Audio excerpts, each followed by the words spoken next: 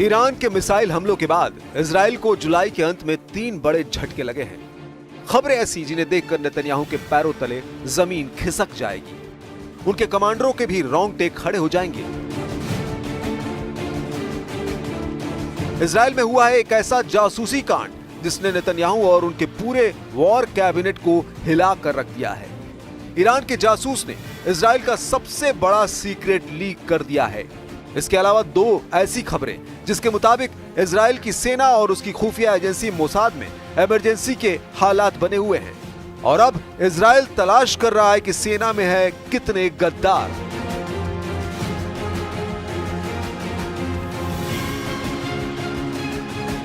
Netanyahu को परेशान करने वाली सबसे बड़ी खबर, ईरान में जन्मे एक इजरायली नागरिक ने नेतन्याहू को धोखा दिया है। उसने खामेनेई के कमांडरों तक इजराइल की खुफिया जानकारी लीक कर दी है। ईरान को इजराइल के बड़े वॉर प्लान का सीक्रेट पता चल गया है। सवाल है कि क्या नेतन्याहू ने अपने आस्तीन में सांप पाले हुए हैं और मोसाद उनको पकड़ने में पूरी तरह फेल साबित हो रहा है। दूसरी बड़ी खबर, नेतन्याहू की सबसे खतरनाक फोर्स में से एक नहाल ब्रिगेड के 4 सैनिकों ने गाजा में लड़ने से इनकार कर दिया है और उसके बाद इजराइल की सेना को उन्हें बर्खास्त करना पड़ा है। तीसरी बड़ी खबर, गाजा के खान यूनुस में इजराइल की सेना पर फिर हमला हुआ है। हमास के एंटी टैंक दस्ते ने एक बख्तरबंद गाड़ी को उड़ा डाला। इस हमले में गोलानी ब्रिगेड के एक अफसर और एक सैनिक की मौत हुई है। खान यूनुस में क्या हुआ, इसका वीडियो हमास ने जारी किया है।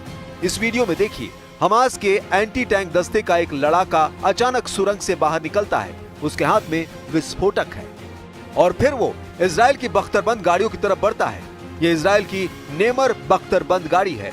हमास का लड़ाका विस्फोटक को एक्टिव करता है और फिर उसे नेमर के खुले हुए हैच में डाल देता है।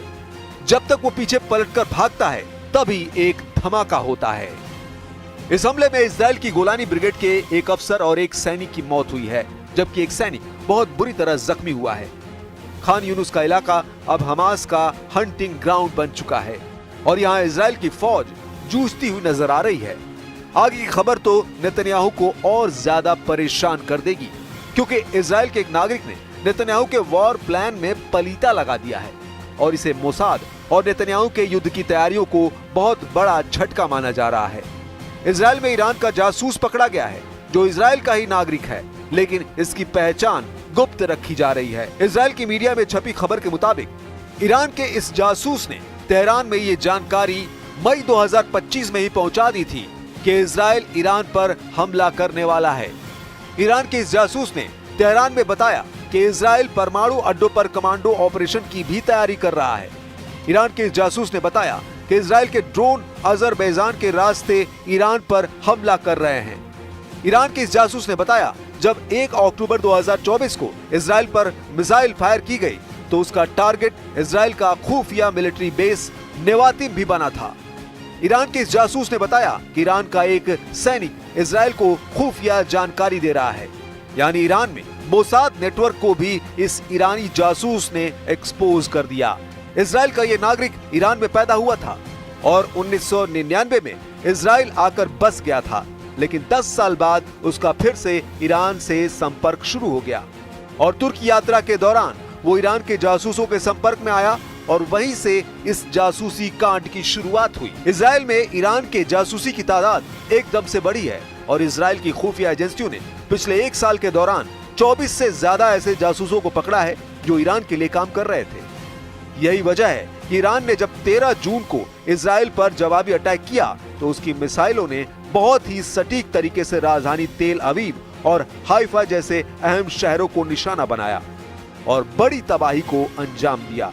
हालांकि ईरान और इजराइल के बीच 12 दिन तक चले इस युद्ध में जब पहला हमला हुआ था तब इजराइल ने ईरान के कई बड़े सैन्य कमांडर और वैज्ञानिकों को मार डाला था और उसके बाद ईरान के पलटवार में इजराइल के कई शहर उसकी मिसाइलों से दहल गए। यानी ईरान को नेतन्याहू के वॉर प्लान के बारे में मालूम था। ईरान को पता था इजराइल हमला करेगा और इसी हिसाब से ईरान इजराइल पर हमले के लिए तैयार रहा।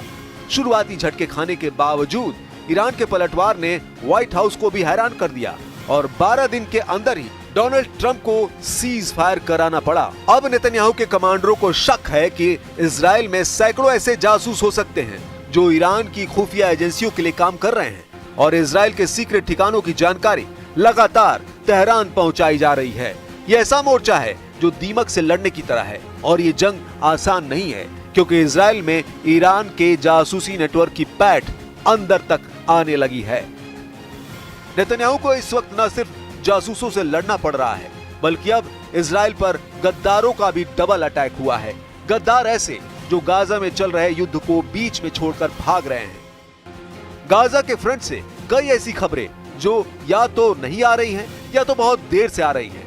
इजराइल का गाजा ऑपरेशन खटाई में पड़ता नजर आ रहा है। इजराइल के सैनिकों को लेकर एक ऐसी रिपोर्ट है जिसने नेतन्याहू के सभी कमांडरों को बेचैन कर दिया है। 650 दिनों के युद्ध में नेतन्याहू के जनरल इतने बेबस कभी नजर नहीं आए। इजराइल की सेना ने बताया कि उसकी नहाल ब्रिगेड के 3 सैनिकों को बर्खास्त कर दिया गया है, जबकि एक को सजा मिलनी बाकी है। इन चारों सैनिकों ने युद्ध लड़ने से इनकार कर दिया था। ये चारों सैनिक इजराइल की नहाल ब्रिगेड में 931वीं बटालियन के बताए जा रहे हैं। इन्हें 7 से 12 दिन की जेल भी होगी। इजराइल के इन चारों सैनिकों ने गाजा में इसलिए लड़ने से मना किया क्योंकि इनके मुताबिक वहां डीप इंटरनल क्राइसिस है, यानी गहरा आंतरिक संकट। कमांडरों का हुक्म न मानने पर चारों को फौरन जेल भेज दिया गया। इजराइल के इन सैनिकों ने बताया कि उनके कई साथी इस युद्ध में मारे गए हैं और वो भयावह हालात से गुजरे हैं। इनको मनोचिकित्सक के पास भी भेजा गया। उनको डॉक्टरों ने फिट करार दिया, लेकिन चारों सैनिकों ने कहा कि वो किसी कीमत पर युद्ध में शामिल नहीं होंगे। इसके बाद चारों पर कानूनी कार्रवाई शुरू की गई। सवाल है कि इजराइल की सेना में अनुशासन क्यों टूट रहा है। सवाल है कि इजराइल की सेना युद्ध से पीछे क्यों हट रही है। सवाल है कि जिस युद्ध को 650 दिनों से ज्यादा हो चुके हैं, उसमें क्या इजराइली सैनिक अब हमास के सामने कमजोर साबित हो रहे हैं। ये बड़ा सवाल है कि गाजा के युद्ध में क्या इजराइल फंस चुका है, क्योंकि पूरे गाजा को समतल करने और हमास की लीडरशिप को खत्म करने के बावजूद वो अभी तक उसके लड़ाकों को पूरी तरह काबू में नहीं कर पाया है। यही वजह है कि इजराइल की रिजर्व फोर्स के सैनिक भी गाजा में तैनाती से बच रहे हैं। इजराइल के सैनिकों में आत्महत्या की घटनाएं भी तेजी से बढ़ी है। पिछले कुछ हफ्तों में इजराइल के 4 सैनिकों की मौत की वजह आत्महत्या रही है, ऐसी आशंका जाहिर की गई है। इस युद्ध की शुरुआत से अब तक 19 सैनिक अपनी जान दे चुके हैं, जबकि गाजा के ग्राउंड ऑपरेशन में अब तक 459 सैनिकों की जान जा चुकी है। इजराइल की सेना के लिए जून महीने के बाद जुलाई का महीना भी बहुत खूनी साबित हुआ है। जून और जुलाई के दौरान इजरायली सेना पर ऐसे ऐसे हमले हुए हैं जो इजराइल की हर ब्रिगेड के दिल में खौफ भर चुके हैं, फिर चाहे वो नहाल ब्रिगेड हो, गोलानी ब्रिगेड हो या फिर गिवाती ब्रिगेड। इजराइल की मीडिया में जून के आखिरी हफ्ते में उन 7 सैनिकों की तस्वीरें छपी थी जिनकी खान यूनिस में हुए हमले में मौत हुई थी। तब वो भी एक बख्तरबंद गाड़ी में थे। दोपहर का वक्त था। हमास के एंटी टैंक दस्ते ने इजरायली सैनिकों को ट्रैक किया और फिर एक लड़ाका बारूद सुरंग लेकर उनकी बख्तरबंद गाड़ी की तरफ बढ़ा।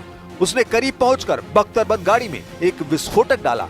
इसके बाद वहां हुए धमाके ने सब कुछ तबाह कर दिया। धमाके में मरने वाले सभी इजरायली सैनिक 21 वर्ष से कम उम्र के थे। ये जून महीने का आखिरी मंगलवार था, जिसे नेतन्याहू के लिए काला मंगलवार कहा गया। हमास के इस तरह के हमलों ने इजरायली सेना के पावर सेंटर में तहलका मचा दिया है। ऐसे हमले लगातार तेज हो रहे हैं। कोशिश है कि नेतन्याहू की फौज में नया डर पैदा किया जा सके। ऐसे धमाकों में न सिर्फ इजराइल का टैंक फट रहा है, बल्कि इजरायली सेना की ताकत वाली छवि भी चकनाचूर हो रही है। अब तक गाजा में इजराइल की बमबारी से 59,000 लोग मारे जा चुके हैं। इजराइल का दावा है कि इसमें 20,000 हमास के लड़ाके थे।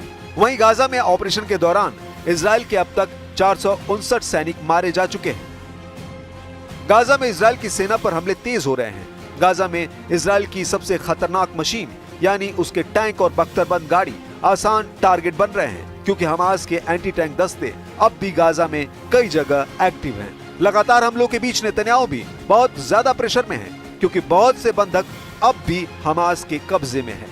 पूरे गाजा में ग्राउंड ऑपरेशन चलाने के बावजूद उनको छुड़ाना आसान साबित नहीं हो रहा है। इसलिए साफ नजर आ रहा है कि अब नेतन्याहू किसी तरह की डील में ट्रंप की भूमिका चाहते हैं, जो उन्हें गाजा जैसे बैटल फ्रंट से बिना किसी दाग के साथ बाहर निकाल सके। लेकिन डोनाल्ड ट्रंप ने गाजा को लेकर नेतन्याहू को खरी खरी सुना दी है। ट्रंप का मैसेज साफ है कि गाजा में भूख वाले संकट को रोका जाए। We're going to be getting some good strong food. We can save a lot of people. I mean, some of those kids that's real starvation stuff. I see it, and you can't fake that. So we're going to be even more involved. We did some airlifts before, some airdrops, and the people are running for it. And the Prime Minister is going to help us. They're very effective with that. You've done that before. Israel और Hamas के बीच 650 दिन का युद्ध हो चुका है और लगातार जारी है। इस दौरान गाजा में मौत नाच रही है। खंडरों और कंक्रीट की तहस नहस हो चुकी बस्ती में कब, कहां और कितना बड़ा बम गिरेगा, ये सिर्फ नेतन्याहू जानते हैं। सैकड़ों किलो का बम गिरता है और फिर होता है हाहाकार।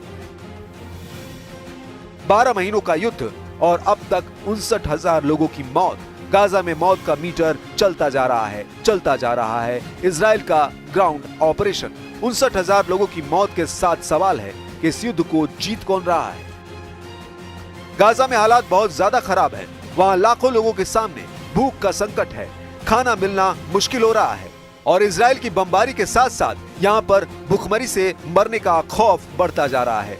बमबारी आज भी जारी है। युद्ध के शोले अब तक भड़क रहे हैं। गाजा की सड़कें और मोहल्ले अब मलबे का मैदान बन चुकी है। गाजा का मोर्चा एक्टिव है। गाजा में इजराइल और हमास का युद्ध और हजारों लोगों की मौत पर कुछ दिन तक ईरान इजराइल के युद्ध ने पर्दा डाल दिया था, लेकिन अब इस फ्रंट की तस्वीरों ने फिर से दुनिया में हाहाकार मचाना शुरू कर दिया है। नेतन्याहू ने डोनाल्ड ट्रंप की तरफ से लागू किए गए सीज फायर के बाद ईरान युद्ध पर भले ही ब्रेक लगा दी हो, लेकिन जंग अब भी उनके सिर के चारों तरफ घूम रही है। हमास के कब्जे में 23 बंदूकों को लेकर नेतन्याहू अब भी दबाव में है। वो जानते हैं कि अगर उनका युद्ध तेज हुआ तो बाकी बचे बंदूकों को बचाना मुश्किल हो जाएगा।